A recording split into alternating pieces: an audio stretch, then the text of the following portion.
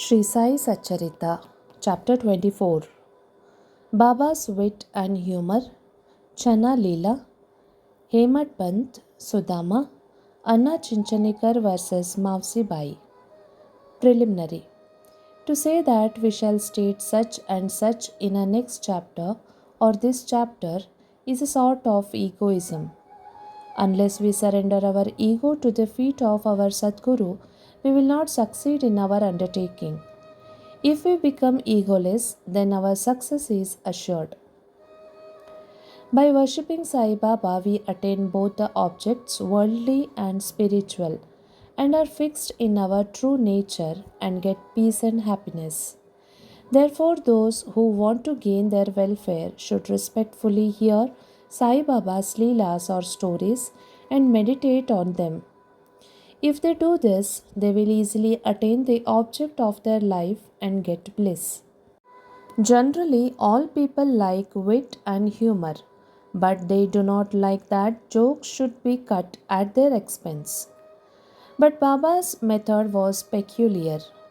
When it was accompanied with gestures, it was very interesting and instructive, and the people therefore did not mind if they were held up to the ridicule.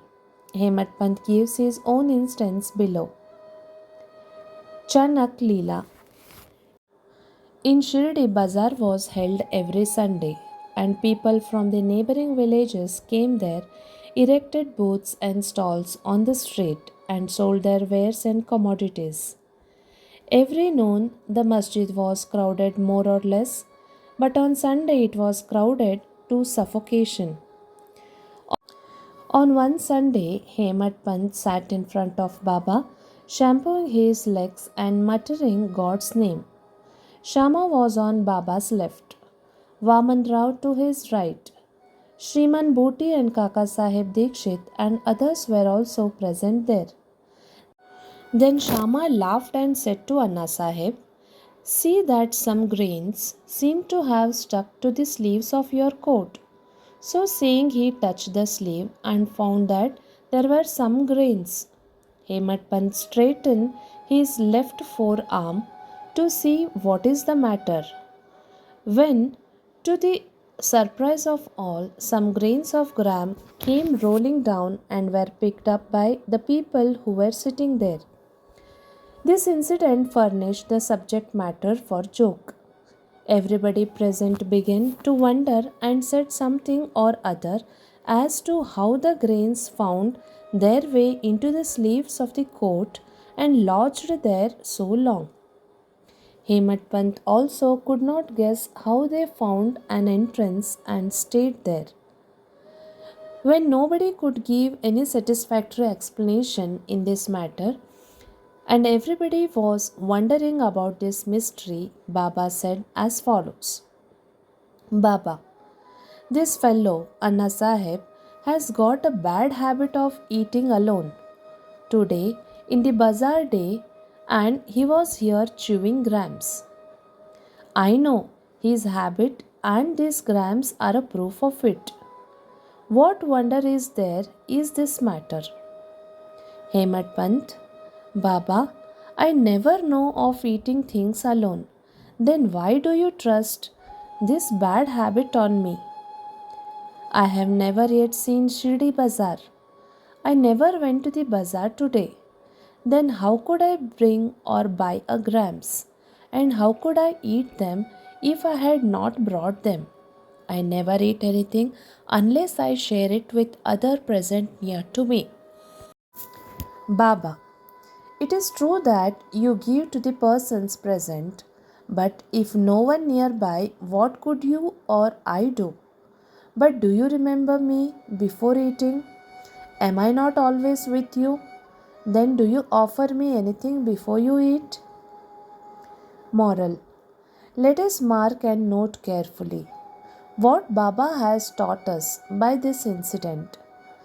He has advised us that before the senses, mind, and intellect enjoy their objects, he should first be remembered, and if this be done, it is in a way an offering to him.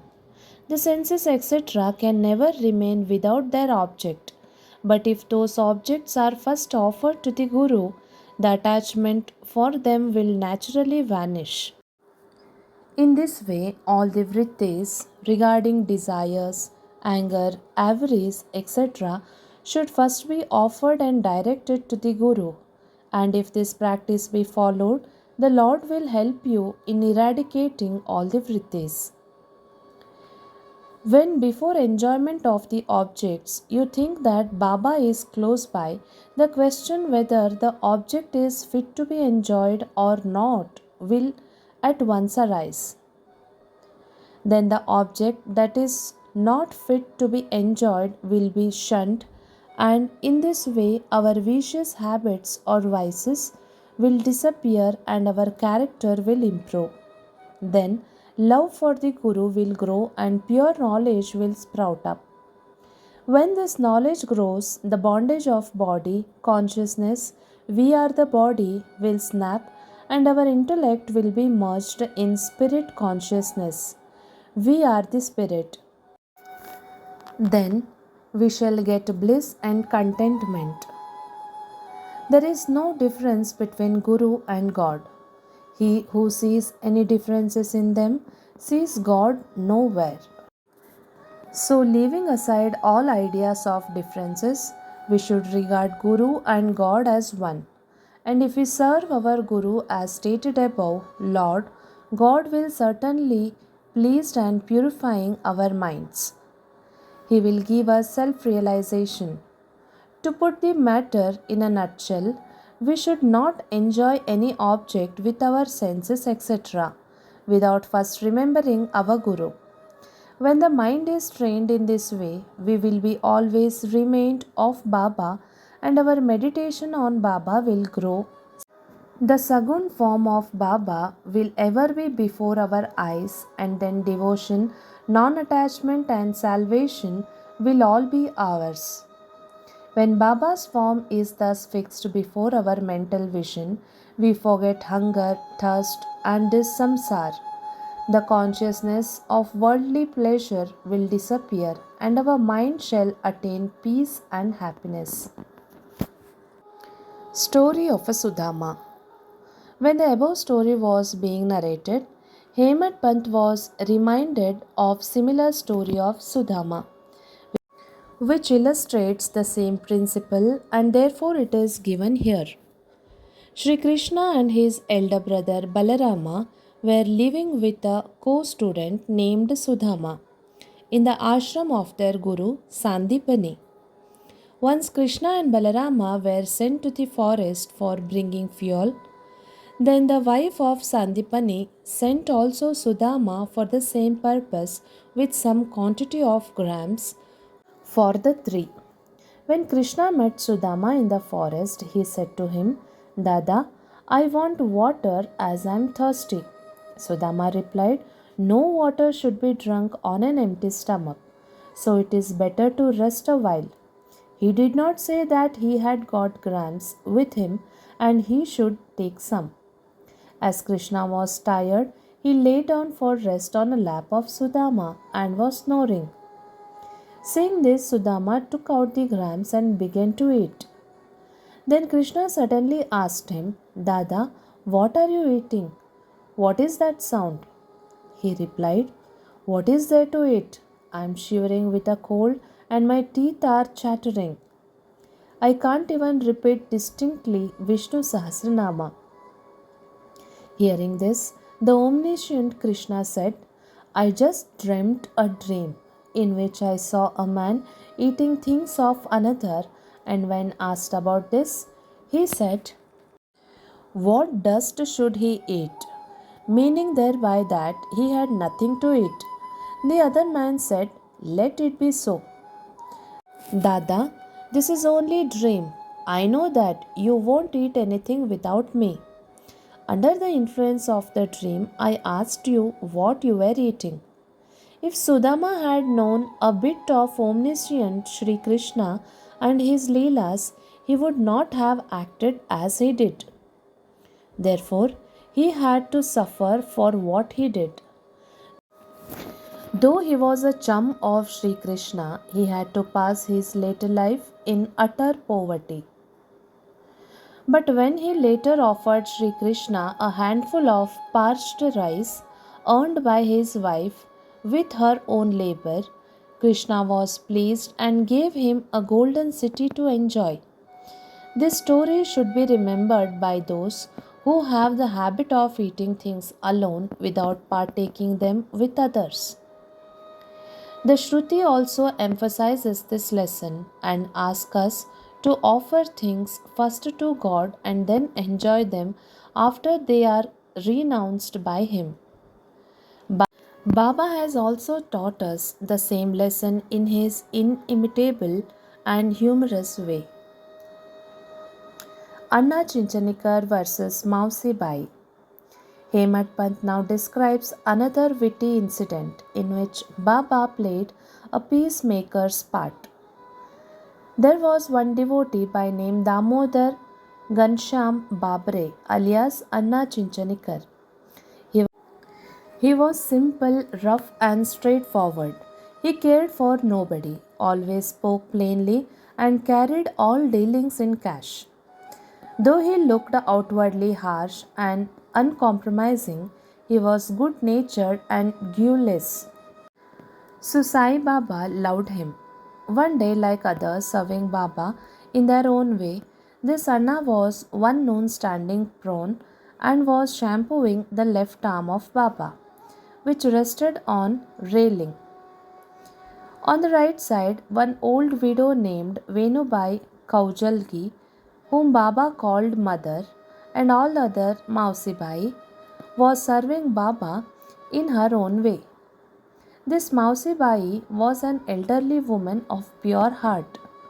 She clasped the fingers of both her hands round the trunk of Baba and was at this time kneading Baba's abdomen.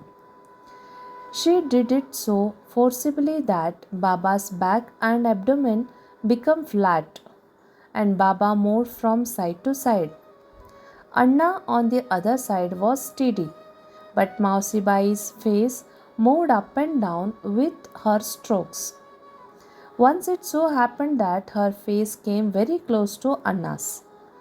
Being of witty disposition, she remarked, "Oh, this Anna is bad fellow. He wants to kiss me. Even being so old with grey hair, he feels no shame in kissing me." These words enraged Anna, and he pulled up his sleeves and said, "You say that I am an old fellow, old bad fellow? Am I quite a fool? It is you that have picked up a quarrel and are quarrelling with me." All the persons present there were enjoying the encounter between them. Baba, who loved both of them equally and wanted to pacify them, managed the affair very skillfully. Lovingly, he said, "Oh Anna, why are you unnecessarily raising the hue and cry? I do not understand what harm or impropriety is there when a mother is kissed." Hearing these words of Baba, both of them were satisfied, and all the persons laughed merrily and enjoyed Baba's wit to their heart's content. Baba's characteristics, his dependency on bhaktas.